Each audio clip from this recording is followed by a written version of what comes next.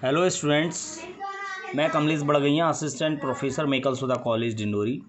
आज मैं business math जो कि बीकॉम फर्स्ट ईयर का सब्जेक्ट है, उन स्टूडेंट्स के लिए मैं एक और टॉपिक लेकर के आया हूँ। पिछली बार मैंने मैट्रिक्स के ऊपर एक वीडियो बनाई है। आज 5th यूनिट में लेकर के आया हूँ एवरेज। मैं बेसिक एवरेज के बारे में आज डिस्कस करूँगा। एवरेज जो कि हम सभी जानते हैं, जनरली हमारे जीवन में बहुत बार हम यूज़ भी करते हैं। तो एवरेज एक ऐसा नंबर होता है जो कि बहुत सारे नंबर्स के सेट को या ग्रुप को एक नंबर से आइडेंटिफाई किया जाता है। It refers to the sum of group of values divided by number of values. अर्थात जब हमें कहीं बहुत सारे नंबर्स के जगह से केवल एक नंबर यूज़ करना होता है डेटा में, तब हम एवरेज का यूज़ करते हैं। बेसिकली इसका प्रयोग हम प्लानिंग के तौर पर करते हैं। जब हमें किसी चीज़ की प्लानिंग करनी होती है तब हम पूरे डेटाबेस से संबंधित एक एवरेज वैल्यू निकालते हैं, जो कि हमारे उस डेटाबेस को रिप्रेजेंट करता है, और उसके हिसाब से हम फिर प्लानिंग करते हैं। It's not a main value but it's a planning value. तो एवरेज आप सभी जानते हैं, जो हमारे पास डेटा हो, उन सभी डेटा के जितने वैल्यूज़ हैं सभी को जोड़ दीजिए और जितने वैल्यूज़ हैं उनका नंबर ऑफ़ वैल्यूज़ का डिवाइड कर दीजिए तो एवरेज निकल आता है। ये बहुत ही बेसिक इसकी डेफिनीशन है, आप सभी जानते हैं। सपोज़ यहाँ पर A1 A2 A3 हमारे पास नंबर्स हैं।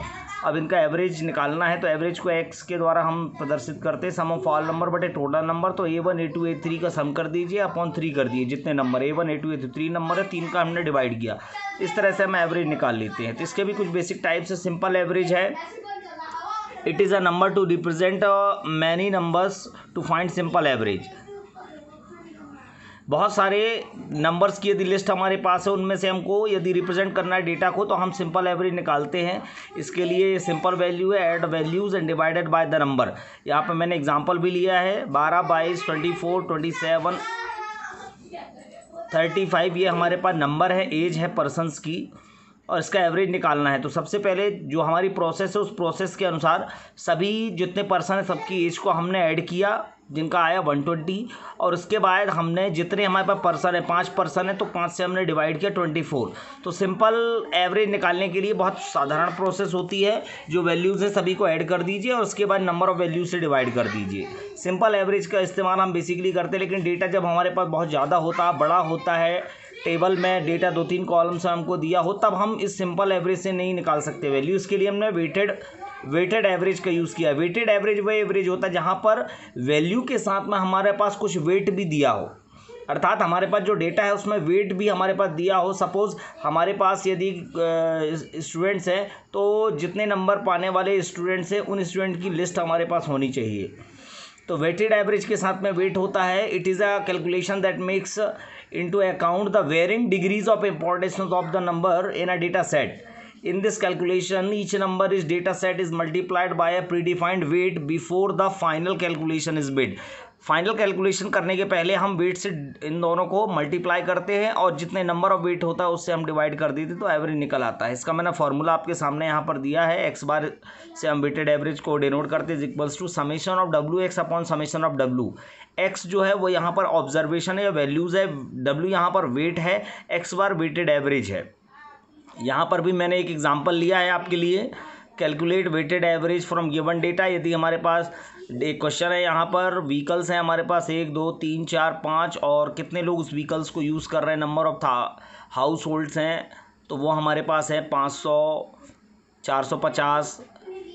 तो इस तरह से नंबर ऑफ़ व्हीकल्स एक्स की वैल्यू हो गई, नंबर ऑफ़ हाउस होल्ड हमारे डब्ल्यू हो गए। इन दोनों का हमने मल्टीप्लिकेशन किया और जो हमारे पास फार्मूला, उस फार्मूले पर हमने वैल्यू को पुट आउट किया, तो 2.32 हमारे पास ये आंसर आया।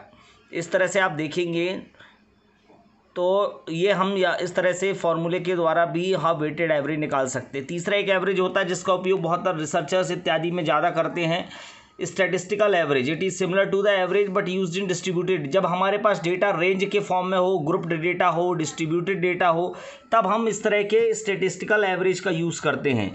यहाँ पर हमारे पास जो फ्रीक्वेंसी दी होती है और जो हमारे पास एक्स की वैल्यू होती है, वो एक्स की वैल्यू से हम मिड पॉइंट निकालते हैं। ग्रुप डेटा का मतलब होता है कि स्टार्टिंग रेंज और उसकी स्टॉप रेंज, अपर लिमिट और लोअर लिमिट, इन दोनों में जब डेटा हमारे पास टेबुलर फॉर्म में होता है तब हम उसे स्टैटिस्टिकल डेटा या ग्रुप डेटा या डिस्ट्रीब्यूटेड डेटा कहते हैं। तो डेटा जब डिस्ट्रीब्यूटेड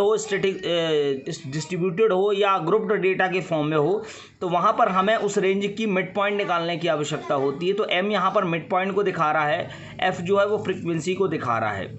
तो देखिएगा यहाँ पर मैंने एक एग्जांपल लिया है।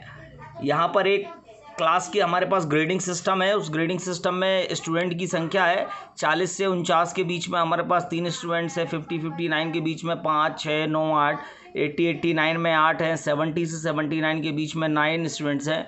तो इस तरह का जब ग्रुप डेटा हो, ये 40 से 49 इस तरह जब रेंज के फॉर्म में डेटा हमारे पास होता है तो उसे स्टेटिस्टिकल एवरेज के रूप में हम यहाँ पर निकालते हैं। उसके लिए हमारे पास अलग से फॉर्मूला होता है, मिड पॉइंट निकालना पड़ता है। मिड पॉइंट जो होता है वो lower limit plus upper limit upon 2, अर्थात यदि 40-49 का हमको मिड पॉइंट निकालना है तो 40 जो कि लोअर लिमिट है, 49 जो कि अपर लिमिट है, इन दोनों को ऐड करके हम इसका 2 से हम डिवाइड कर देंगे तो हमारे पास जो है मिड पॉइंट निकल आएगा। तो यहाँ पर हमने मिड पॉइंट निकाला है, कॉल देख रहे हैं आप टेबल पर। फिर दोनों एफ की जो वैल्यू स्टूडेंट की उसके साथ मिड पॉइंट का इंटू किया और दोनों का फिर हमने सम निकाल करके, समेशन निकाल करके इसको डिवाइड किया 69.02। तो यहाँ पर हम 69.02 को देखेंगे कि ये 69.02 जो है वो हमारे 70 से 79 के बीच में आ रहा है। तो सबसे ज़्यादा 9 स्टूडेंट इसी में है। तो एवरेज एक ऐसी वैल्यू प्रदर्शित करता है जिसमें ज़्यादा से ज़्यादा स्टूडेंट या ज़्यादा से ज़्यादा डेटा जिससे संबंधित होता है। तो ये मैंने एवरेज के ऊपर एक वीडियो बनाया है। आगे मैं आपके लिए मीन, एवरेज, हार्मोनिक सभी तरह के मीन्स के ऊपर मैं डेटा यहाँ पर लेकर के आ रहा हूँ। आई होप आपको ये वीडियो समझ में भी आया होगा। आप कृपया इसको नोट करें और इसके कुछ एग्जांपल्स को आप प्रैक्टिस करें। क्वेश्चन बहुत आवश्यक हैं और एग्ज़ाम पॉइंट ऑफ व्यू से भी ये टॉपिक बहुत इंपॉर्टेंट है। एक ना एक क्वेश्चन आपके एग्ज़ाम में ज़रूर आएगा। Thank you.